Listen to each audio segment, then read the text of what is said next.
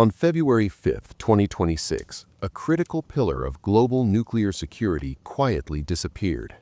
After 15 years of limiting the world's two largest nuclear arsenals, the new Strategic Arms Reduction Treaty, known as New START, officially expired. For the first time in decades, there are no legally binding limits on strategic nuclear weapons between the United States and Russia. This isn't just a diplomatic footnote. It marks the end of an era of nuclear arms control that began during the Cold War and continued through the post-Soviet period.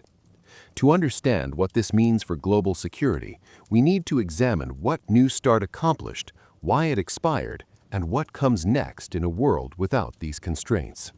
The new Strategic Arms Reduction Treaty was a bilateral agreement between the United States and the Russian Federation designed to limit and monitor strategic nuclear weapons, the most powerful weapons in each nation's arsenal.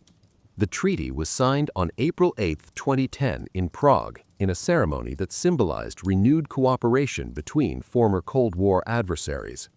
After ratification by both countries, it entered into force on February 11, 2011. From that moment, it became the legal framework governing the strategic nuclear relationship between the world's two largest nuclear powers. So what exactly did New START do? First and foremost, it set concrete numerical limits. Each country could deploy no more than 1,550 strategic nuclear warheads. These are warheads mounted on long-range delivery systems capable of reaching the other country's territory. The treaty also capped the number of deployed intercontinental ballistic missiles, submarine-launched ballistic missiles, and heavy bombers at 700 total delivery vehicles, with an additional limit of 800 deployed and non-deployed launchers combined. But numbers alone don't tell the whole story. What made New START particularly valuable was its verification regime.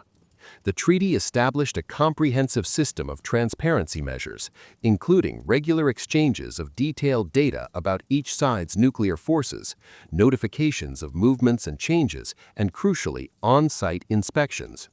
Each country was allowed to conduct up to 18 inspections per year at the other's nuclear facilities. These provisions meant that neither side had to simply trust the other's word. They could verify compliance through direct observation and data analysis. This transparency reduced the risk of miscalculation and helped maintain strategic stability between the two nuclear superpowers. New START was initially set to last for 10 years, with a provision allowing for a single 5-year extension if both parties agreed. In February 2021, shortly after President Biden took office, the United States and Russia agreed to that extension, extending the treaty's life until February 5, 2026. It's worth noting what New START did not cover. It applied only to strategic nuclear weapons, long-range systems. It didn't limit tactical or shorter-range nuclear weapons, nor did it restrict the development of new delivery systems, though it did require new types to be declared and counted under existing categories. It was also strictly bilateral, involving only the United States and Russia, even though other nations possess nuclear weapons. The road to New START's expiration was marked by increasing tension and deteriorating relations between Washington and Moscow. In February 2023, more than 3 years before the treaty's scheduled end, Russian President Vladimir Putin announced that Russia was suspending its participation in New START. This announcement came during a period of severe strain in U.S.-Russia relations, particularly following Russia's invasion of Ukraine in February 2022 and the subsequent Western sanctions and military support for Ukraine. Putin's suspension meant that Russia stopped allowing U.S. inspections on its territory and ceased participating in the treaty's consultative commission meetings. However, Russia did not formally withdraw from the treaty entirely. Moscow maintained that it would continue to observe the numerical limits on deployed warheads and delivery systems, and it continued to share certain data as required by the agreement. The United States responded by stating that Russia's suspension violated the treaty's terms, but kept its own obligations in place, continuing to comply with the warhead and delivery system limits. American officials expressed concern about the loss of inspection access and the reduced transparency, but maintained that the U.S. could still monitor Russian forces through national technical means, essentially satellite surveillance and other intelligence methods. As the February 2026 expiration date approached, diplomatic signals became mixed. In late 2025, Russian officials indicated a willingness to continue observing New START's limits for up to another year if the United States reciprocated. Some interpreted this as a potential opening for dialogue, though Russia stopped short of proposing a formal extension or negotiating a successor treaty. The United States, under the Trump administration that took office in January 2025, expressed interest in nuclear arms control, but emphasized that any new agreement should be different from New START. American officials argued that a future treaty should include China, given Beijing's expanding nuclear arsenal, and should potentially address tactical nuclear weapons and emerging technologies like hypersonic missiles. China, however, consistently declined to participate in trilateral arms control negotiations. Chinese officials argued that China's nuclear arsenal remained far smaller than those of the United States and Russia, and that the two nuclear superpowers should continue reducing their stockpiles before bringing other nations into formal limits. As negotiations stalled and positions remained distant, no agreement emerged to either extend New START or replace it with a new treaty. When the clock struck midnight on February 5, 2026, the treaty simply expired. Its limits and verification mechanisms ceased to be legally binding. The expiration of New START created an immediate vacuum in nuclear arms control between the United States and Russia. Most significantly, both countries are now free from legally binding limits on their deployed strategic nuclear weapons. The cap of 1,550 deployed strategic warheads no longer applies. Neither does the limit on delivery systems. While both nations may choose to maintain their current force levels for practical, financial, or strategic reasons, they are no longer obligated to do so by treaty. The verification regime has also ended. The regular data exchanges that provided detailed information about each side's nuclear forces are no longer required. On-site inspections, which allowed experts from each country to physically verify the other's declarations, have ceased. The consultative commission that served as a forum for resolving compliance questions and ambiguities has dissolved. This loss of transparency is perhaps as significant as the loss of numerical limits. During the treaty's 15-year life, the inspection and data sharing provisions built confidence and reduced uncertainty. Each side knew with reasonable certainty what the other possessed and where major nuclear forces were located. Now that window has closed. Both countries retain their national intelligence capabilities, of course. Satellites can observe missile bases and submarine movements. Signals intelligence can intercept communications. But these methods lack the precision and legal certainty that treaty-based verification provided. Ambiguities that might have been resolved through a consultative commission meeting or an inspection will now have to be assessed through intelligence analysis alone, with all the attendant risks of misinterpretation. From a purely legal standpoint, there is now no bilateral arms control treaty constraining strategic nuclear weapons between the United States and Russia. This situation is unprecedented in the post-Cold War era. Even during periods of tension from the 1970s onward, some form of bilateral arms control framework existed between the superpowers. The expiration of New START generated reactions from governments, international organizations, and security analysts around the world. United Nations Secretary-General Antonio Guterres called the expiration a grave moment for international peace and security. He urged the United States and Russia to immediately begin negotiations on a replacement agreement, warning that the absence of limits increased global nuclear risk. The UN chief emphasized that arms control had been a cornerstone of international security for decades, and that its erosion threatened stability. The U.S. administration acknowledged the treaty's expiration and reiterated its position that future arms control must be more comprehensive. American officials stated that the United States remained committed to nuclear arms control in principle, but believed that any new treaty should reflect current geopolitical realities, including China's nuclear modernization and emerging technologies. The administration indicated openness to dialogue with Russia, but set no specific timeline for negotiations. Russian officials expressed regret at the treaty's lapse, while emphasizing that Russia remained ready for diplomatic engagement on arms control. Moscow reiterated its previous offer to continue observing treaty limits voluntarily if Washington did the same, though no formal mechanism for verifying such mutual restraint was proposed. Russian statements also criticized what they characterized as U.S. unwillingness to negotiate without preconditions. China's foreign ministry described the expiration as regrettable and called on the United States and Russia, as the nations holding more than 90% of global nuclear warheads, to continue reducing their arsenals. Chinese officials restated their position that Beijing's nuclear forces were purely defensive and that China would not join trilateral arms control negotiations under current circumstances. China has consistently advocated for what it calls strategic stability, but has not committed to transparency measures comparable to those in New START. European allies of the United States expressed concern about the increased uncertainty. NATO officials emphasized the importance of arms control while supporting U.S. positions on the need for modernized agreements. Some European leaders called for a renewed dialogue to prevent an arms race. Arms control advocates and nuclear security experts issued warnings about the potential consequences. Many emphasized that the expiration came at a particularly dangerous moment, with U.S.-Russia relations at their lowest point in decades, ongoing conflict in Ukraine, and minimal dialogue between Washington and Moscow on strategic issues.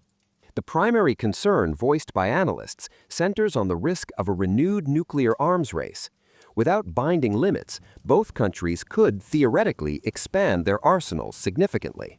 While cost considerations and strategic doctrine might constrain such expansion in practice, the absence of legal limits removes a legal barrier and a political commitment to restraint. There's also concern about transparency and strategic stability. During the Cold War, periods without verification mechanisms were marked by increased suspicion and worst-case planning. Each side, unable to verify the other's capabilities with certainty, tended to assume the worst. This dynamic, sometimes called the security dilemma, can drive arms buildups even when neither side initially sought confrontation. Additionally, experts note that the collapse of New START followed the earlier demise of other arms control agreements. The Intermediate Range Nuclear Forces Treaty, which eliminated an entire class of missiles, collapsed in 2019 after both the United States and Russia withdrew amid mutual accusations of violations. The Open Skies Treaty, which allowed unarmed surveillance flights over member countries' territories, effectively ended when the U.S. withdrew in 2020 and Russia followed in 2021. This pattern represents a broader unraveling of the arms control architecture built over 50 years. New START was the last major surviving treaty from that framework. Its expiration means that structure has now almost entirely disappeared. To appreciate the significance of New START's expiration, it helps to understand the history of nuclear arms control between the United States and the Soviet Union, and later Russia. Nuclear arms control began in earnest during the 1960s and 70s as both superpowers accumulated massive arsenals and sought ways to manage the risks of nuclear war. The first major agreements were the Limited Test Ban Treaty of 1963, which prohibited nuclear testing in the atmosphere, and the Nuclear Non-Proliferation Treaty of 1968, which sought to prevent the spread of nuclear weapons to additional countries while committing nuclear-armed states to pursue disarmament. The Strategic Arms Limitations talks, SALT, produced two agreements in the 1970s that placed caps on strategic systems, though these were primarily ceilings rather than reductions. The real breakthrough came with the Strategic Arms Reductions Treaty, START-1, signed in 1991 as the Cold War ended. START-1 actually reduced nuclear arsenals significantly, cutting deployed strategic warheads by about 30 to 40% from Cold War peaks. START-1 remained in force until 2009, providing 15 years of verified limits and transparency. It was succeeded by a simpler agreement called the Strategic Offensive Reductions Treaty, or SORT, which was quickly replaced by New START in 2011. New START built on the framework of START-1 but simplified verification procedures and reduced the numerical limits further. Parallel to START, other treaties addressed different aspects of nuclear risk. The Intermediate-Range Nuclear Forces Treaty eliminated an entire class of missiles in Europe. The Conventional Forces in Europe Treaty limited conventional military forces across the continent. Various confidence-building measures created communication channels and reduced the risk of accidental war. This architecture achieved real results. At the height of the Cold War, the United States and the Soviet Union together possessed more than 60,000 nuclear warheads. By the time New START entered into force, that number had fallen to roughly 20,000, and deployed strategic warheads, those immediately available for use, had declined even more dramatically. New START represented the most recent chapter in this long history. It was simpler than earlier treaties, reflecting a different relationship between the two countries, no longer global rivals locked in ideological struggle, but still the world's two largest nuclear powers with fundamentally different strategic interests. The treaty's expiration closes this chapter without opening a new one. Whether this represents a temporary lapse or a permanent breakdown in nuclear arms control and strategic stability between the United States and Russia remains to be seen. With New START expired, several questions arise about the future of nuclear arms control and strategic stability between the United States and Russia. In the immediate term, both countries are likely to maintain their current strategic force levels. The United States is in the midst of a comprehensive nuclear modernization program that was planned within New START limits. Russia, similarly, has ongoing modernization efforts. Neither country needs to immediately build additional warheads or delivery systems simply because the treaty has expired. They'll both now have the legal freedom to do so. However, force planning typically looks years and decades ahead. Defense officials and military planners in both countries will now make decisions without knowing what constraints might exist in the future. This uncertainty could influence decisions about how many warheads to build, how many missiles to deploy, and what new capabilities to develop. The question of negotiations remains open. Both the United States and Russia have stated they're willing to discuss arms control, but their positions on what a new agreement should look like differ significantly. The U.S. insists on including China and potentially addressing tactical nuclear weapons and new technologies. Russia emphasizes bilateral limits similar to New START and has criticized American attempts to involve China. China refuses to join trilateral talks under current conditions. These divergent positions create a difficult diplomatic puzzle. A bilateral U.S.-Russia treaty might be easier to negotiate but would exclude China's growing arsenal. A trilateral agreement would be more comprehensive but appears politically infeasible given China's position. And any agreement addressing new technologies like hypersonic weapons, cyber capabilities, or space-based systems would raise complex technical and verification challenges. The broader geopolitical context also matters. U.S.-Russia relations remain severely strained over Ukraine, sanctions, NATO expansion, and numerous other issues. Deep mistrust exists on both sides. While arms control negotiations occurred even during the Cold War's tensest moments, they require a baseline willingness to engage in sustained technical discussions and to accept verification measures. Whether that baseline exists today is unclear. Meanwhile, other nuclear-armed states continue developing their own capabilities. China is expanding and modernizing its nuclear forces, though from a smaller base than the U.S. or Russia. North Korea continues its nuclear program despite international sanctions. Other countries with nuclear weapons, India, Pakistan, Israel, France, and the United Kingdom, operate outside the U.S.-Russia arms control framework entirely. Some analysts advocate for interim measures short of a full treaty. These might include mutual declarations to observe certain limits voluntarily, even without legally binding obligations or verification. Others suggest confidence-building measures, like resuming military-to-military communication on nuclear doctrines and policies, or establishing emergency communication channels to reduce the risk of miscalculation during a crisis. The technology dimension also complicates future arms control. New START was designed for the strategic nuclear systems of 2010, essentially the same types of missiles and bombers that existed during the Cold War. Today, both countries are developing hypersonic weapons that fly at extreme speeds and can maneuver unpredictably, making them difficult to defend against. There are questions about whether and how to count these systems, how to verify limits on them, and whether they're destabilizing in ways that require specific controls.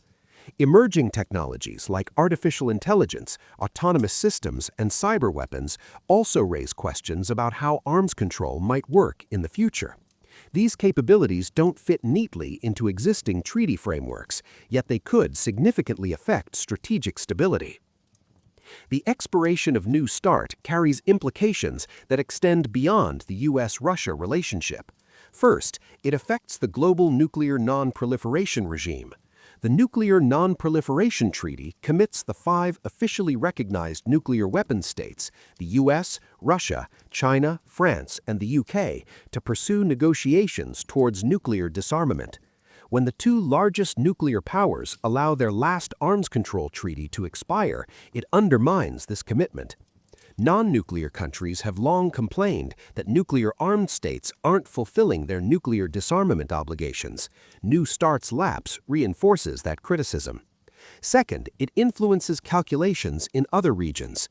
Countries that rely on U.S. extended deterrence, the nuclear umbrella, watch American nuclear policy closely.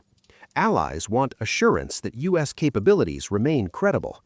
Conversely, countries that perceive themselves as potential targets of U.S. or Russian nuclear weapons may view the expiration as a reason to enhance their own security measures, potentially including nuclear programs. Third, it affects norms around transparency and verification. For decades, the U.S.-Russia arms control relationship established a precedent that nuclear powers should accept intrusive verification of their forces. This norm influenced other arms control efforts, from the Chemical Weapons Convention to various regional agreements. If the major nuclear powers abandon verification, it weakens the norm globally. Fourth, there's the broader question of great power relations and global order. Arms control agreements are not just technical documents limiting weapons, they're political statements that competition can be managed through dialogue and mutual restraint.